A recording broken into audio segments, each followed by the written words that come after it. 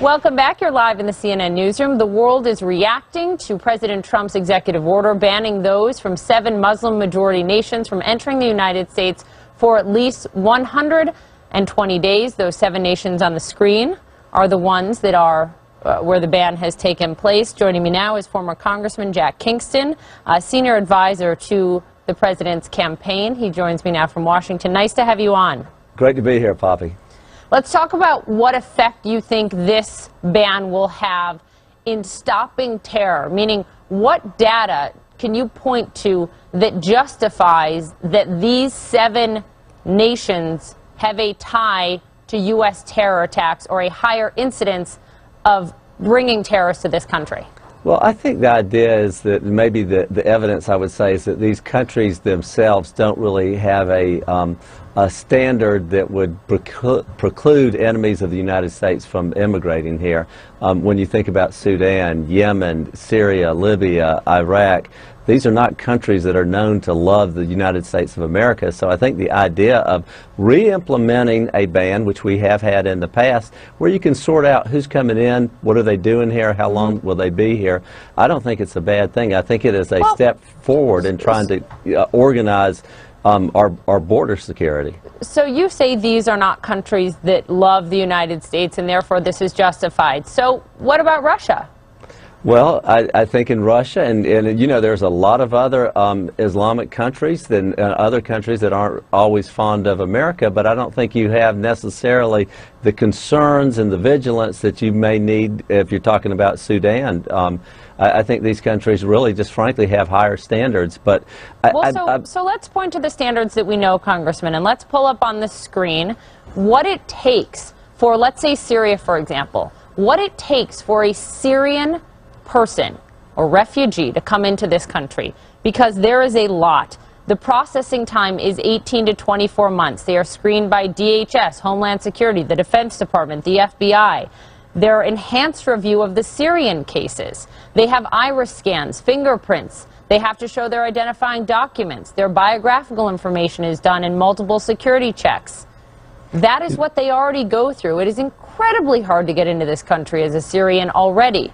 So what needs to change? Why does that need to be more stringent? Well, I think the question is the documents that DHS and everybody is looking at, are they, do they have integrity themselves? What is it in Syria? Do you know that they don't, Congressman? Well, that's the question, and I think that that's what But you don't write laws or issue executive orders based on things you don't know. Oh, so actually, you do, Poppy, because I mean, I think, frankly, the Obama administration for years kind of had their eyes half shut, and what the Trump people are saying is, we want to find out. Now, if the Syrian documents have high degree of integrity, and then maybe we need to find that out, and then you back off this thing. But, you know, certainly you've got to go country to country. But, Congressman, can you point to a single terrorist attack in this country that was carried out by a Syrian refugee? I think you could look at DHS records and see that refugees in general have often been the cloak under which terrorists do move from country to country, and we do not know who's coming in our country. And I think but Congressman, I asked if you can point to an event that you think justifies this ban that has endangered or killed American people. Let me point to it. Fort Hood, Orlando, San Bernardino, terrorist attacks around the world. All right, so let's go through. Let's go through every single one of those, because when you look at San Bernardino, Congressman, when you look at, but you said something that's not factual.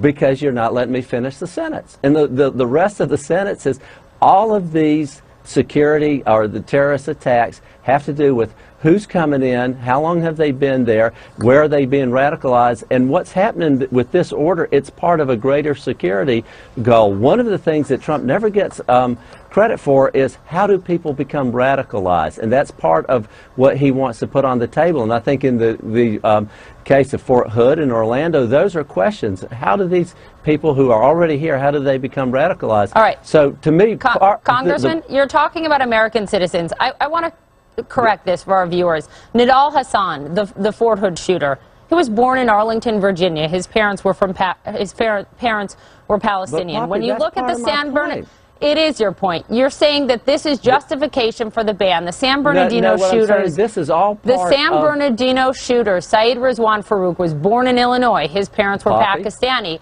His wife, Tashfeen Malik, was born in Pakistan, lived in Saudi Arabia, came to the United States. Okay, the attacker in Orlando was an American. So how is that justification, because Congressman? This is all part of the defense against terrorism, and it's all part of immigration security.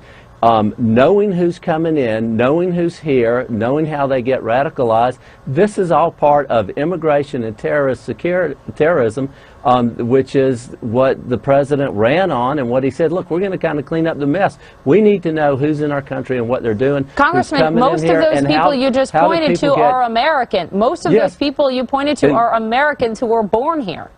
Poppy, don't you think it would be a good idea to find out why they're radicalized and what happens to them? I think it would be. Of course I do, Congressman. And as you well know, much of this radicalization is happening online. Much of this radicalization is happening online.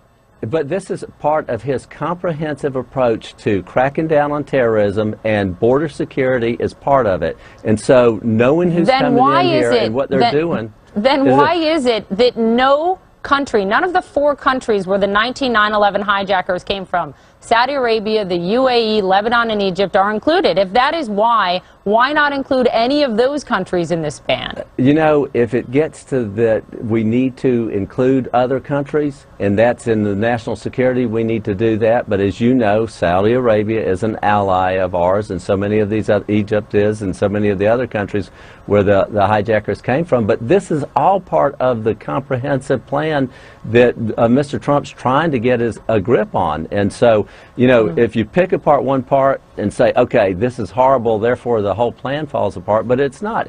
You know, for example, building the walls, part of this, increasing border patrol and ICE agents, this is all part of it. So again, it's a comprehensive plan to crack down on immigration security in order to get a better grip on terrorism and the threats to America. Congressman Jack Kingston, I have to leave it there. You'll be with us later. I appreciate your time. Thanks, Coffee. Straight ahead.